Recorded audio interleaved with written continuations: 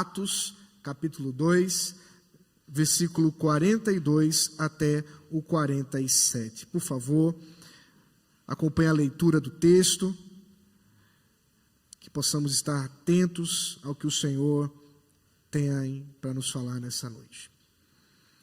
Assim diz a palavra do Senhor: e perseveravam na doutrina dos apóstolos e na comunhão, no partir do pão e nas orações. Em cada alma havia temor, e muitos prodígios e sinais eram feitos por intermédio dos apóstolos. Todos os que creram estavam juntos e tinham tudo em comum. Vendiam as suas propriedades e bens, distribuindo o produto entre todos, à medida que alguém tinha necessidade. Diariamente perseveravam unânimes no templo, partiam pão de casa em casa e tomavam as suas refeições com alegria e singeleza de coração, louvando a Deus e contando com a simpatia de todo o povo. Enquanto isso, acrescentava-lhes o Senhor, dia a dia, os que iam sendo salvos. Até aqui a palavra do Senhor. Vamos orar mais uma vez. Ó Deus, ilumina-nos, ó Pai, ao coração, que a Tua voz ecoe em nosso meio, que ao ouvirmos, ó Senhor, a Tua palavra, sejamos compelidos a obedecê-la. Leva-nos, ó Deus, assim, a sermos edificados, transformados, por meio, ó Deus, da atuação do Teu Espírito Santo em nós. Oramos em nome de Jesus Cristo. Amém. Eu não sei se já aconteceu com você, se você já precisou buscar alguém ou reconhecer alguém que você nunca havia conhecido e precisava se encontrar com aquela pessoa. Alguns anos atrás eu tive uma curiosa experiência quando fui buscar um seminarista vindo do Japão para iniciar seus estudos no seminário JMC aqui em São Paulo. Eu tinha uma foto e um horário. Fui até o aeroporto de Guarulhos, a chegada do voo vindo do Japão, e como os irmãos podem imaginar, tinham muitos japoneses. E a piada ficou fácil. Eu olhava para a foto e reconhecia ele em todos os rostos que apareciam para mim. E eu começava a me perguntar: e agora? O que eu faço? Diante da dificuldade de reconhecer aquele irmão. Graças a Deus, por vontade do Senhor, depois de um tempo pude perceber que se tratava dele. Apesar da foto ter o cabelo colorido, ele não estava mais com o cabelo colorido, mas consegui reconhecê-lo e assim levá-lo para o seminário. Graças a Deus ele pôde iniciar os seus estudos. Será que você já teve uma dificuldade, não de reconhecer uma pessoa, mas de reconhecer uma igreja? Entenda. Diante do mundo que a gente vive, de igrejas, ou pelo menos de lugares que tem uma placa, igreja não sei o que lá, será que de fato, ao olharmos para as atitudes, a vida, os ensinos que são ali vivenciados e apregoados, de fato estamos diante de uma igreja do Senhor Jesus Cristo, uma igreja conforme o Senhor Jesus estabeleceu com seu próprio sangue, e tendo derramado o seu Espírito Santo, capacitando a igreja para pregoar a verdade. Será que é fácil reconhecer, ou talvez a nossa dificuldade de reconhecer pessoas, como a minha experiência, é muito parecida com essa? Me parece que esse é o caso, que infelizmente nós vivemos nesse emaranhado de opiniões e nós precisamos nos voltar para a nossa fonte primária, a palavra de Deus.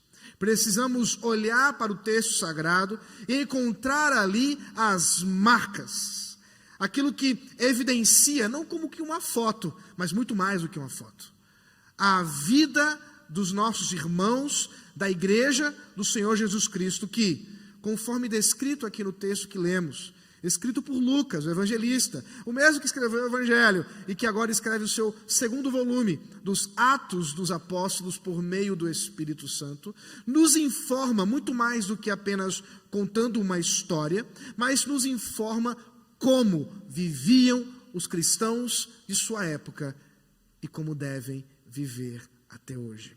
Porque esse é o ponto. Nenhuma história das Escrituras Sagradas está ali como mera informação para que você fique mais esperto. Não. Aqui estão histórias narradas por autores que foram inspirados por Deus para que nós conheçamos a vontade do Senhor. De modo que quando lemos o livro dos Atos dos Apóstolos, que é reconhecido como o livro histórico do Novo Testamento, nós não estamos apenas lendo um livro histórico, mas lendo exatamente as informações que são necessárias para que nós, como igreja hoje, em pleno século XXI, sejamos igreja do Senhor Jesus Cristo, vivenciando as marcas verdadeiras de uma igreja fiel.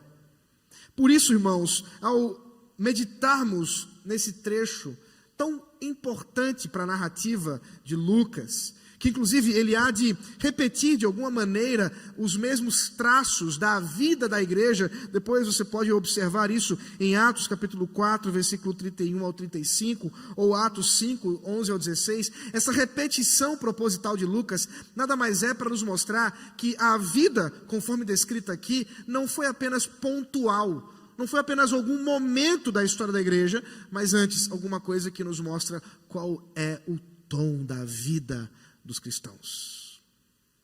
Eu quero trabalhar com vocês nessa noite a partir de 4 grandes marcas que nos fazem ser igreja do Senhor Jesus Cristo. Eu já vou adiantar para você. Você já vai poder olhar essas marcas aqui no texto. A primeira delas é instrução. A segunda é comunhão. A terceira é adoração. E a quarta é o crescimento dado por Deus.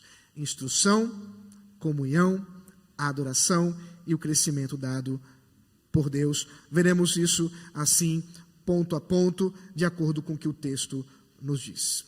As marcas da igreja do Senhor Jesus Cristo, a primeira é esta, instrução. Versículo 42, por favor, olhe mais uma vez o texto.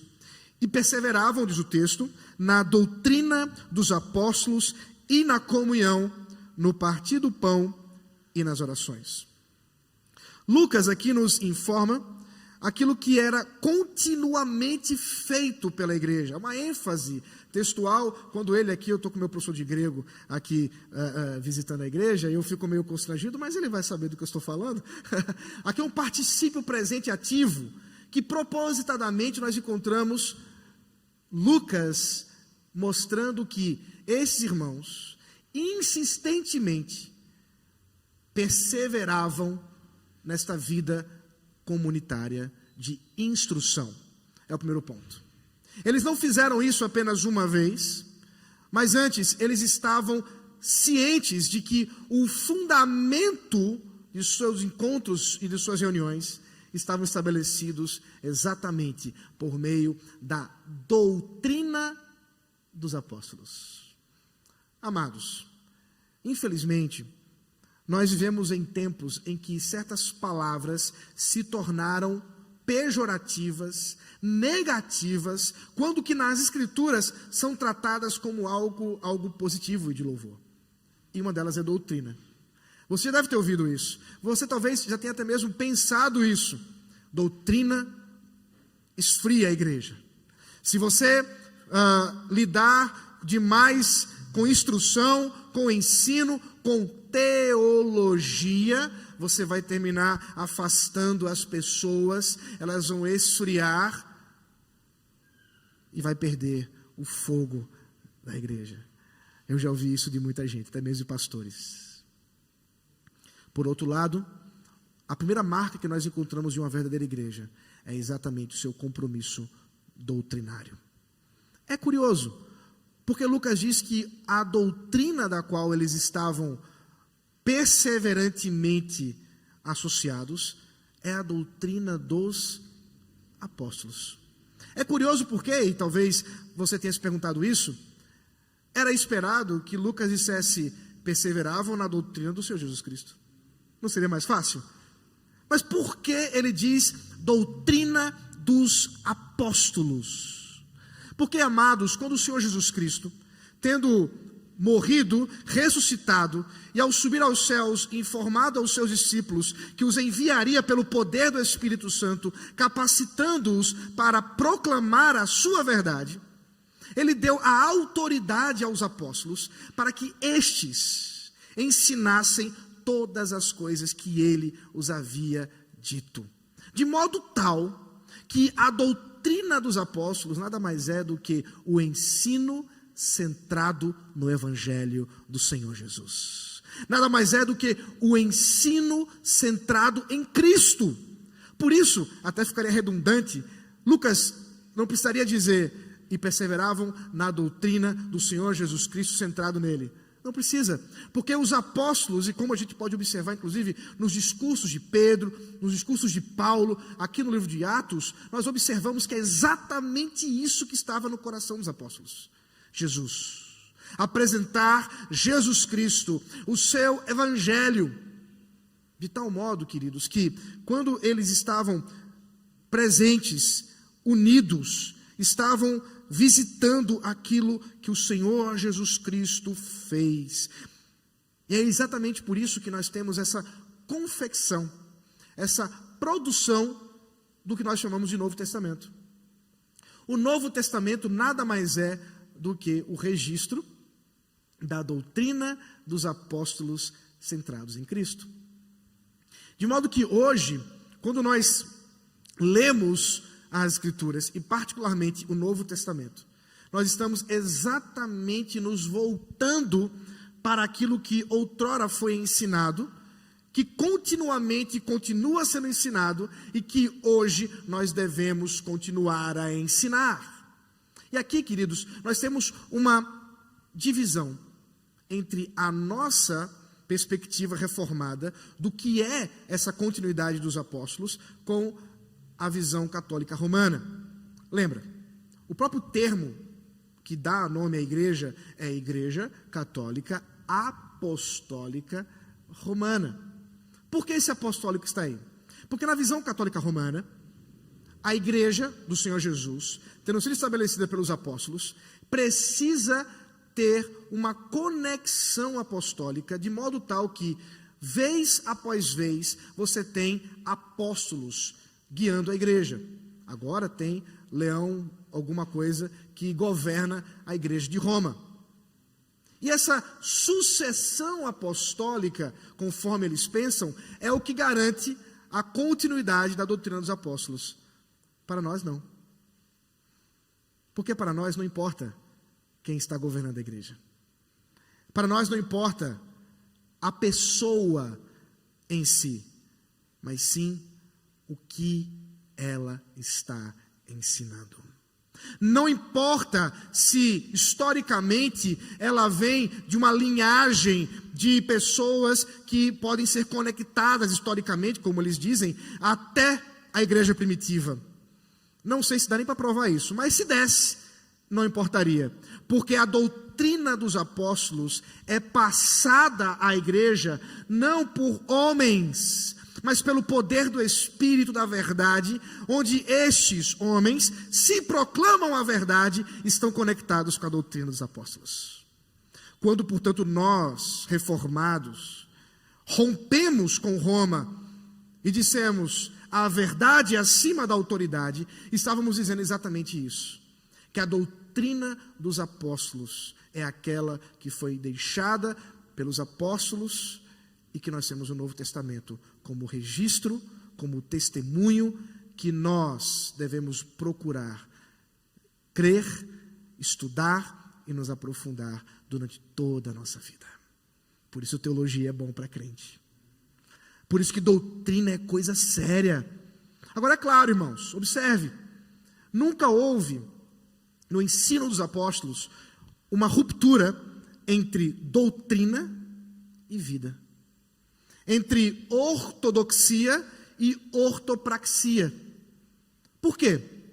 Porque para os cristãos primitivos, e você pode observar isso nas cartas de Paulo, nas cartas de João, nas cartas de Pedro, o ensino da verdade se fundamenta também na prática dessa verdade. Não há como meramente se ensinar a verdade sem que ela também não envolva a vida e a prática, a mudança decorrente daquele ensino. De modo, queridos, que quando nós falamos da permanência, da persistência do ensino e da doutrina dos apóstolos, nós estamos falando de vida. Estamos falando de prática. Estamos falando de mudança de comportamento para a glória de Deus. E assim viviam os crentes. Essa é a primeira marca, uma igreja que está tão arraigada com a verdade do Senhor, que vive essa verdade de tal modo, observe, que causa admiração dentro e fora da igreja. A gente pode observar isso quando nós lemos as grandes marcas que a igreja imprimia na experiência até mesmo dos de fora. Versículo 47 diz assim: louvando a Deus e contando com a simpatia de todo o povo. Olha que interessante. A vida da igreja, pelo menos por um período, apontava para até mesmo os de fora perceberem algo diferente entre esses judeus. Esses judeus têm algo diferente. Claro, isso durou pouco tempo. Na sequência nós temos uma mudança de olhar quando as perseguições se iniciam, e elas vão começar na sequência aqui do texto narrado. Mas é interessante observar como que a igreja foi vista por aqueles que estavam fora, diante da prática da vida que eles viviam. O texto também nos diz que esse ensino, essa doutrina, ela era marcada por sinais, prodígios. Veja, por favor, o versículo 43. Em cada alma havia temor, e muitos prodígios e sinais eram feitos por intermédio dos apóstolos. Aqui está um ponto interessante. Enquanto que o Senhor Jesus enviara os seus discípulos para pregar aquilo que ele ensinou, ele também lhes deu poder, autoridade para fazer maravilhas, milagres, curas, tal como ele mesmo fizera quando estava em seu ministério. Por isso, inclusive, que quando nós vemos a conexão entre o Evangelho de Lucas e o livro de Atos, alguns até chegam a sugerir que os Atos dos Apóstolos deveria se chamar o livro de Atos dos Apóstolos, deveria se chamar Atos do Espírito Santo nos Apóstolos. Por quê? Porque o que Lucas quer mostrar é que o mesmo Espírito que atuou no Senhor Jesus Cristo para fazer as grandes coisas que ele fez, é o mesmo Espírito que está na igreja, atuando para proclamar a verdade. E como é que a gente observa essa conexão? Pelos sinais, pelas grandes maravilhas que a igreja fazia.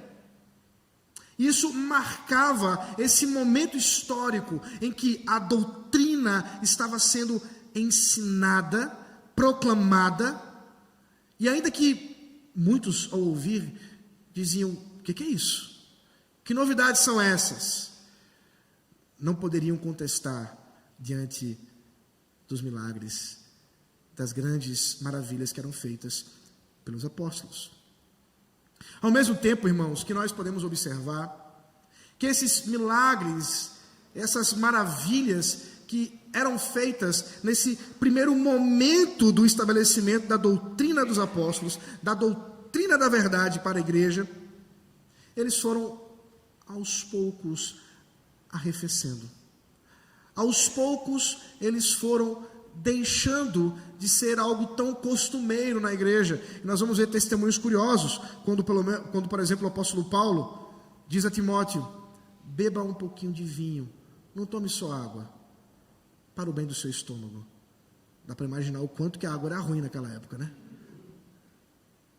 Ou talvez quando a gente observa Paulo dizendo aos filipenses a situação de saúde de Epafrodito, que quase morreu, e ele diz: por misericórdia de Deus, que concedeu a graça para ele e para a igreja, Epafrodito não morreu. Ora, é o mesmo homem que com lenço curava pessoas, que com as palavras expulsava demônios.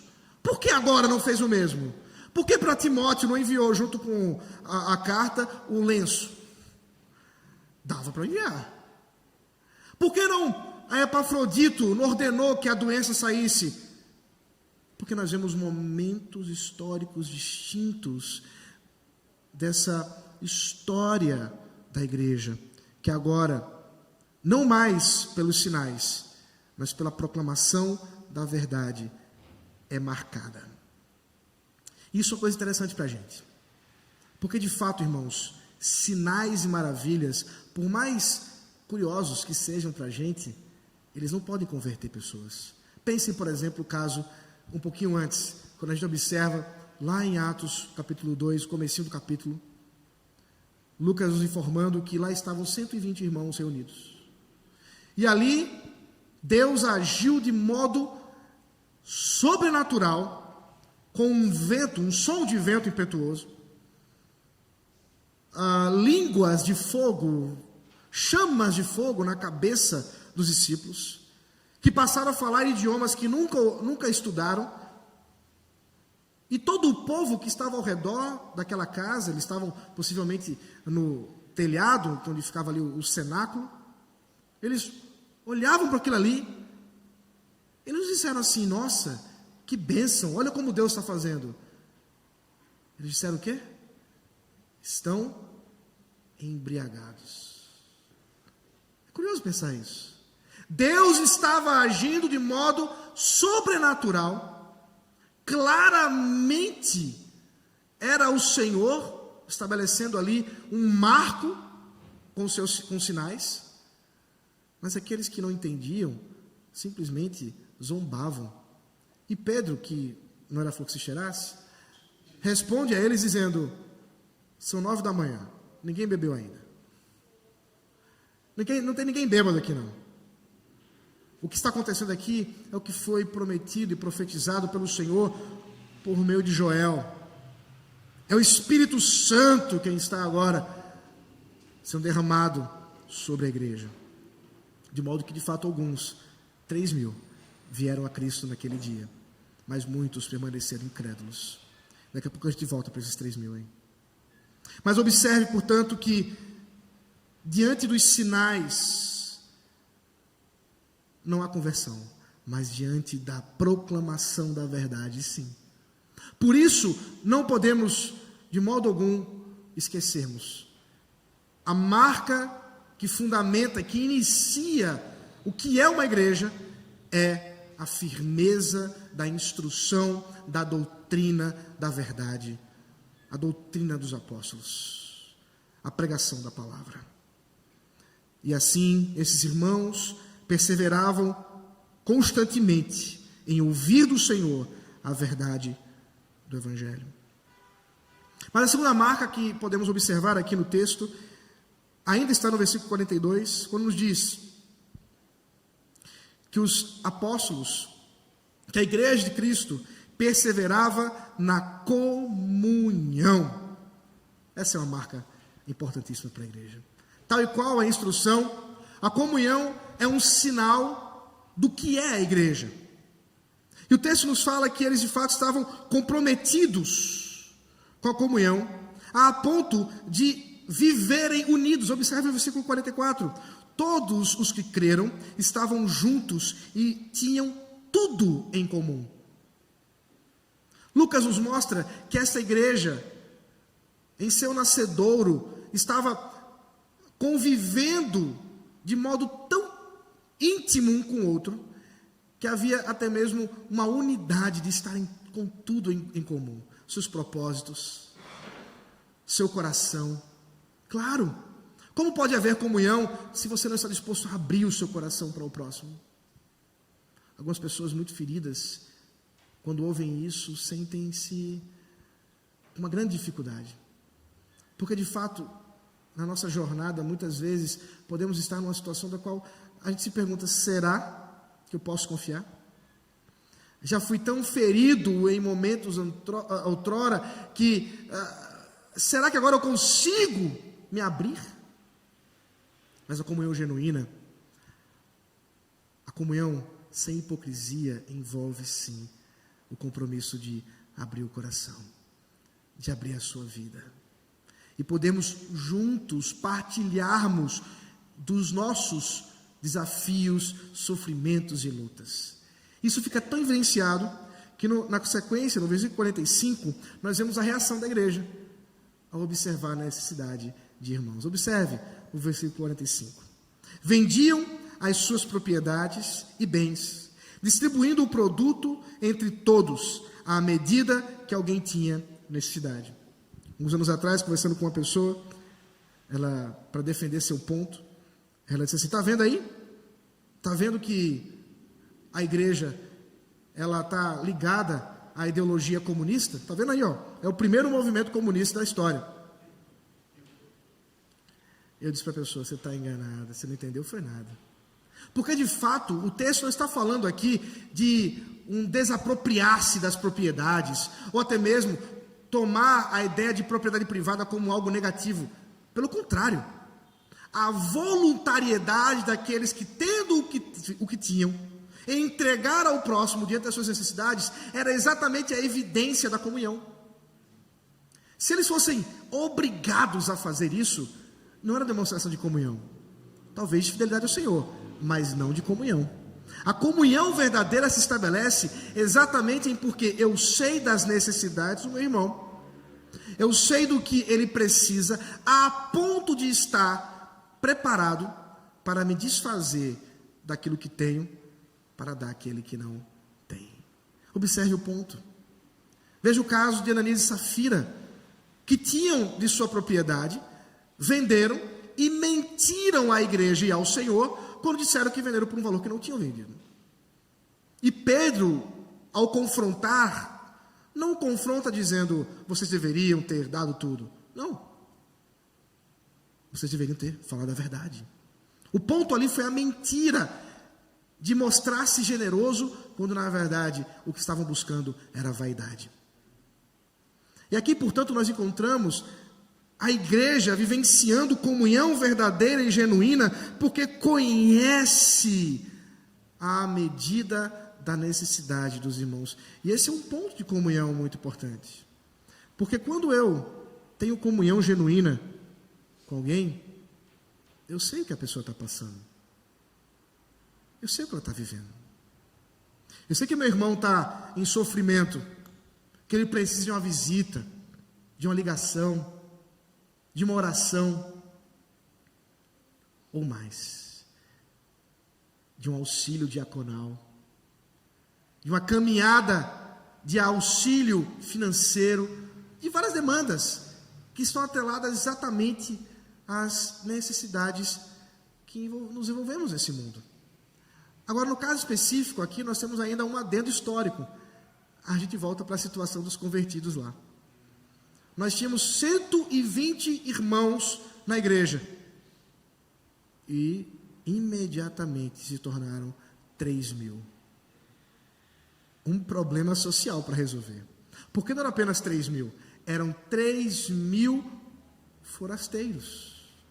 Estavam ali para celebrar a festa em Jerusalém, mas não eram de Jerusalém. E como agora voltarão? Não podem, porque precisam agora aprender da instrução na doutrina dos apóstolos. De modo que a demanda por alimentar, por abrigar, fez com que muitos, e graças a Deus, porque havia essas pessoas que tinham essa condição, e generosamente partilharam, generosamente serviram, porque aí está o alvo da comunhão, é o serviço. Porque a comunhão, que é uma expressão de amor, tem de me levar a servir ao meu próximo. Como eu posso dizer que tenho comunhão com alguém que eu nunca lhe servi para nada?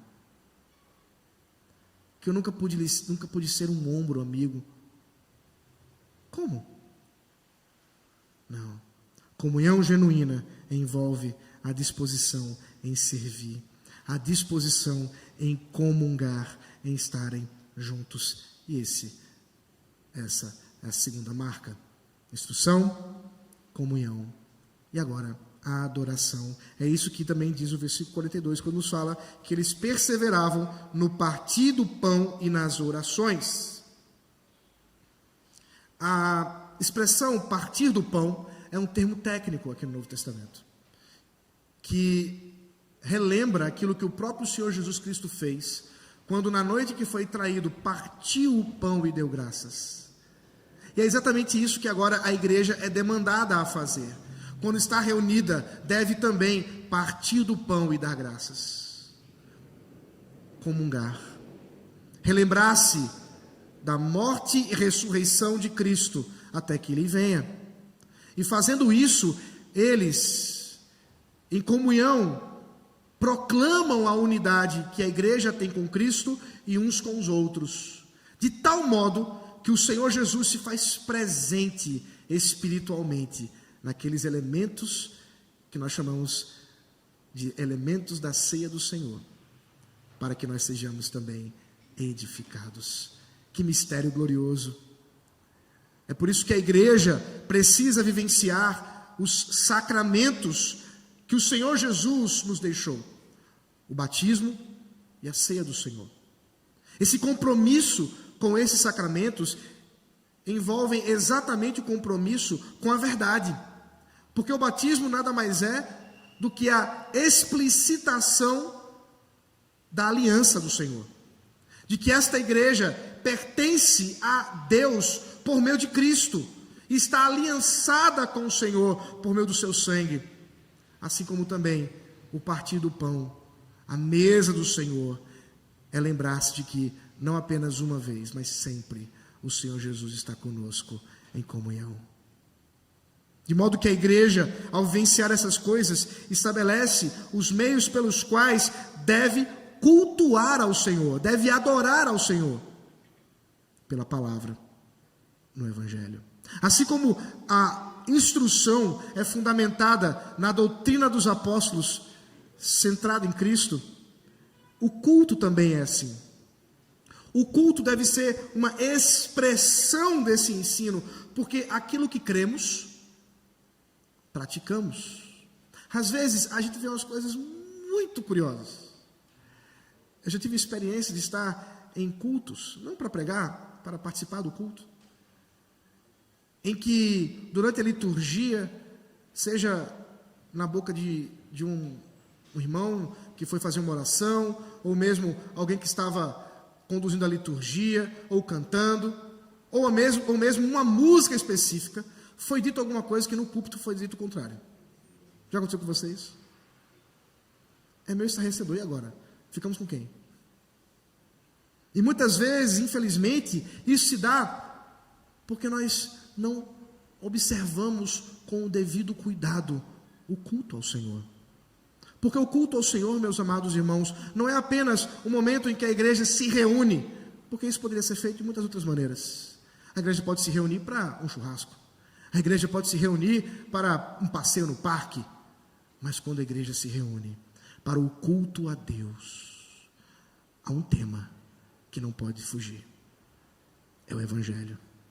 E é centrado no Evangelho do Senhor Jesus Cristo que nós oramos, que nós cantamos, que nós lemos a palavra, que nós pregamos a palavra e que nós vemos a palavra por meio dos sacramentos. O culto ao Senhor é dado por Ele mesmo, na sua palavra. Veja o versículo 46. Diariamente perseveravam unânimes no templo, partiam pão de casa em casa e tomavam as suas refeições com alegria e singeleza de coração, louvando a Deus e contando com a simpatia de todo o povo. Observe, eles diariamente estavam ali no templo. Aqui é uma questão que envolve esse progressivo momento da igreja. Eles eram judeus, ainda estavam inseridos na comunidade judaica, de modo que certamente ainda participavam das questões que envolviam o templo, como também aquilo que envolvia as sinagogas. Agora, observe que ao mesmo tempo em que faziam isso, em casa partiam o pão. Não é despropositado isso aqui. É para mostrar que, apesar de estarem no templo, e possivelmente estavam ali não apenas para participar daquele momento enquanto judeus, mas muito mais para proclamar Jesus Cristo, e por isso foram perseguidos posteriormente, era em casa, quando reunidos, sem os outros judeus que não criam em Cristo, que eles partiam o pão, que eles estavam ali adorando ao Senhor Jesus Cristo. Por quê? Não havia templos protestantes, não tinha uma igreja como essa. Era em casa. Alguns irmãos com maior condição financeira cediam suas casas para que reunisse a igreja. Certamente uma igreja como essa de 3.000 membros teria dificuldade para se reunir completamente. Mas em casa, adoravam ao Senhor Jesus Cristo. Cultuavam a Ele, diz o texto, com simplicidade e alegria, louvando a Deus e contando com a simpatia de todo o povo. Observe, o louvor ao Senhor, o compromisso com um culto simples, mas alegre, de modo que nós somos lembrados que a adoração ao Senhor deve ser solene, séria, mas também tem de ser alegre e jubilosa. Nós somos chamados para adorar àquele que nos redimiu. Nós somos chamados a adorar ao Senhor Jesus Cristo. E essa é uma marca da igreja. Igreja que não adora conforme o Senhor estabeleceu, não pode ser chamada de igreja. Ela pode se reunir para muitas coisas. Tem muitos clubes que fazem isso. Mas adorar ao Senhor em espírito e em verdade, por meio de sua palavra, somente a igreja de Cristo. Esse é o terceiro ponto, é a terceira marca. E agora vamos para o nosso último ponto, a última marca: instrução, comunhão, adoração, crescimento dado pelo Senhor. Isso faz toda a diferença. Observe o versículo 47, finalzinho. Enquanto isso, acrescentava-lhes o Senhor, dia a dia, os que iam sendo salvos. Esse será um refrão que Lucas repetirá outras vezes neste livro, para mostrar que é exatamente essa dinâmica. É o Senhor quem dá o crescimento. É o Senhor quem chama os seus para a sua igreja, ao mesmo tempo que nos garante que ela crescerá. Não foi assim que ele falou? As portas do inferno não prevalecerão sobre a igreja. Ora, se isso é verdade que ela sempre estará crescendo. Sempre. E isso é tão maravilhoso, meus irmãos. Essa verdade é tão gloriosa, ao vermos como o Senhor tem cumprido a sua palavra, mesmo diante de tantos desafios, perseguições do passado, perseguições do presente. Esse final de semana, enquanto dava uma zapeada no Instagram, vi um post do Portas Abertas, que é um ministério com foco na evangelização de povos em países fechados pelo evangelho, contra o evangelho. E o post dizia que está acontecendo agora um avivamento silencioso no Irã. Observe, no Irã, meus irmãos, um país que é proibido o proselitismo, onde você não pode pregar o evangelho publicamente e fazer com que muçulmanos venham a Cristo. É crime. Nesse país, o Senhor tem chamado os seus. E a igreja está crescendo. Na China, com as igrejas undergrounds, e em tantos e tantos lugares, o Senhor tem acrescentado os seus. Será que Ele não faz isso aqui também? Será que o Senhor não pode fazer isso aqui em São Paulo? Será que o Senhor terá mais dificuldade em fazer isso aqui do que fez lá no Irã? Certamente que não. O Senhor, diante do nosso chamado para vivermos uma vida como igreja, do nosso compromisso com a sua palavra, na verdade, da nossa comunhão genuína, do nosso compromisso com a adoração segundo Ele nos deu, certamente acrescentará os seus.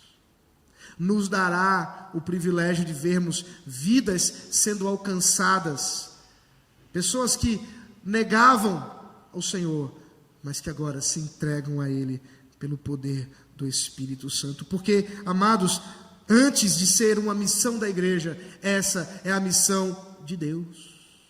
É Ele o maior interessado em fazer de grandes povos e nações um único povo para Ele, para que adorem a Ele em espírito e em verdade, todas as línguas, povos e raças. Assim, queridos, nós somos chamados, sim, para testemunharmos essas verdades àqueles que ainda não ouviram. Isso é ser igreja.